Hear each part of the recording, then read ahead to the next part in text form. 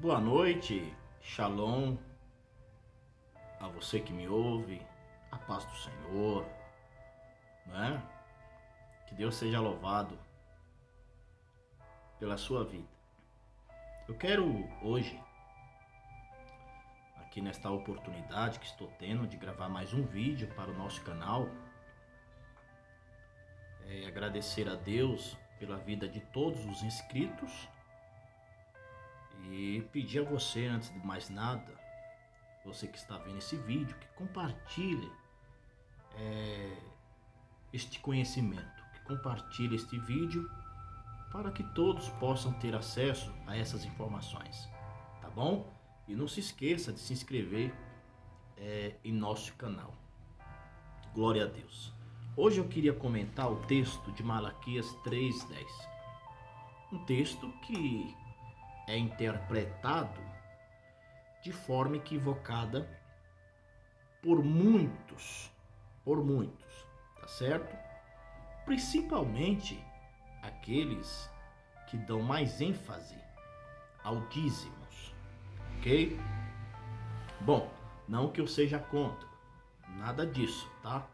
Mas a questão é a real interpretação do texto. Qual é o real sentido do texto? Tá certo?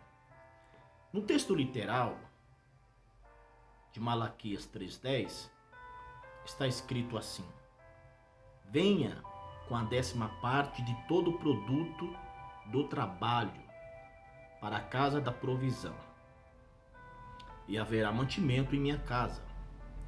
E fazer prova de mim agora nestas coisas, diz o Senhor dos Exércitos: se eu não vos abrir as janelas dos céus e não derramar sobre vós uma bênção, até que seja o suficiente.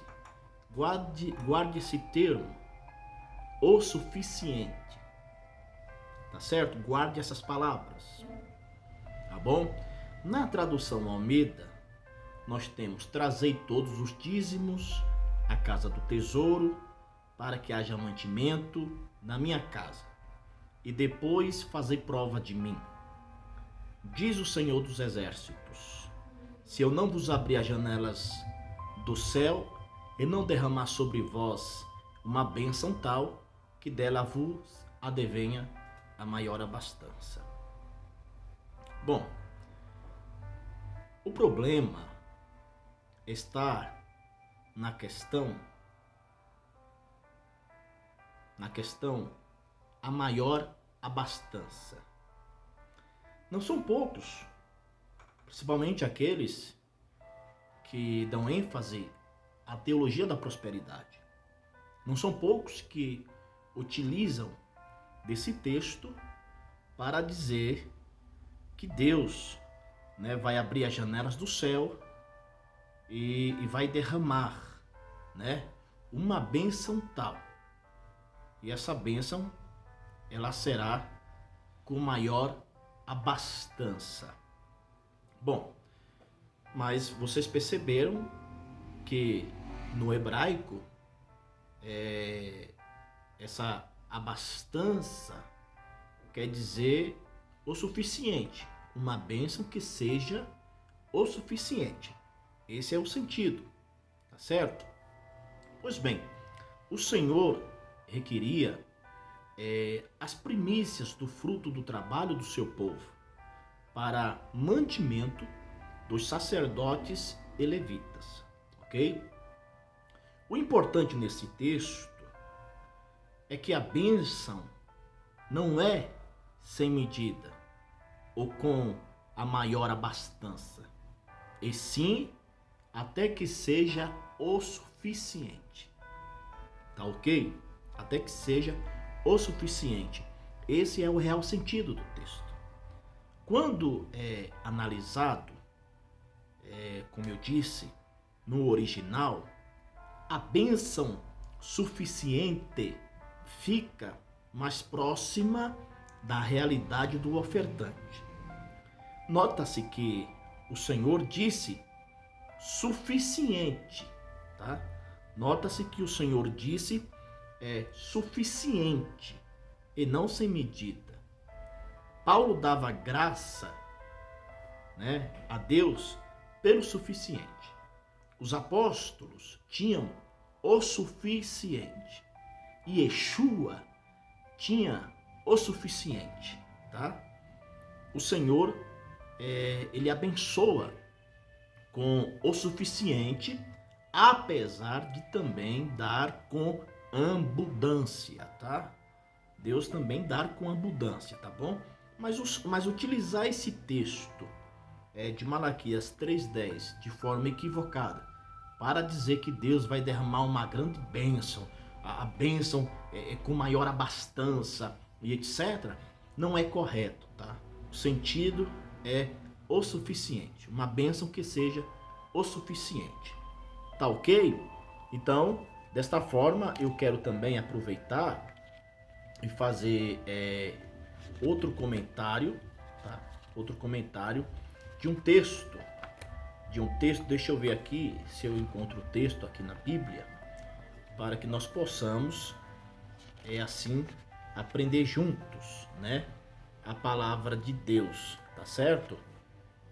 O texto aqui é lá em Daniel, tá? Daniel capítulo 5, versículo 25. Daniel 5, versículo 25, tá ok? Onde, no texto literal, aparece, no texto literal, quando eu digo literal, eu digo em hebraico, tá? Então, no texto literal, aparece assim, Daniel 5, 25, tá?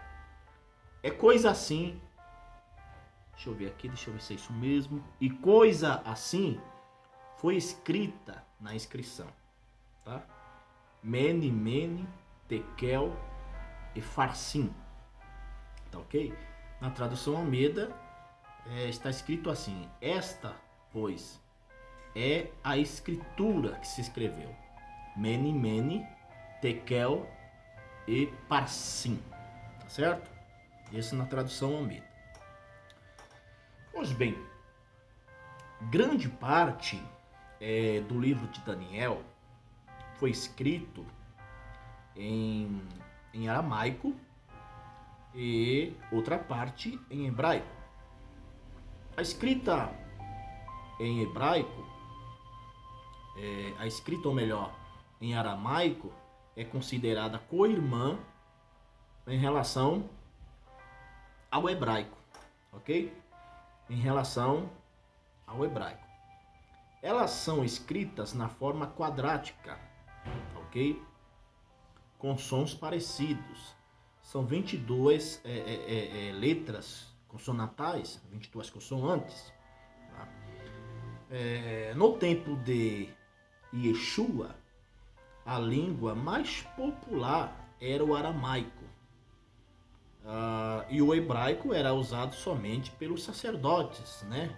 Os Kohen, no templo, ou entre os judeus nas sinagogas. No cativeiro de Daniel ocorre um fenômeno com a língua judaica. Ela começa a ter influência da língua dos caldeus, tá? Que é a língua babilônia, tá? Língua da Babilônia, tá? Mudando sua forma de escrita, tá? E também sonorização. Tá? Pois bem, o texto usado por Yeshua foi possivelmente o quadrático, tá? O quadrático babilônico, em uso naqueles dias. A frase escrita na parede, no palácio do rei, está em hebraico e aramaico. E por causa disso, Daniel teve dificuldade na tradução. Tá certo? Por exemplo, mene, né? Mene é um verbo e significa ser contado. Tekio, né? Tekio, ainda não consigo a pronúncia desse termo em hebraico, tá? Mas tekio está em aramaico, significa ser pesado. E parsim, ou farsim, é aramaico e hebraico, ok? E significa ser dividido. Pois bem, o seu reino, de forma geral, significa o seu reino foi contado, pesado e dividido, tá? O rei Belsazar foi achado em falta pelo Senhor, sendo cortado, tá? Sendo cortado. O que aconteceu? Ele utilizou os utensílios do templo na sua festa carnal, adorando também aos falsos deuses dos metais, madeira e pedra. Então Deus não aceita essas coisas, por isso o reino dele foi cortado. Que Deus abençoe. Me desculpe por alguns erros, digamos, de posicionamento, no sentido de expressão, mas gravar sozinho não é fácil, e através de celular é mais difícil ainda. Que Deus abençoe sua vida, bons estudos. Um abraço.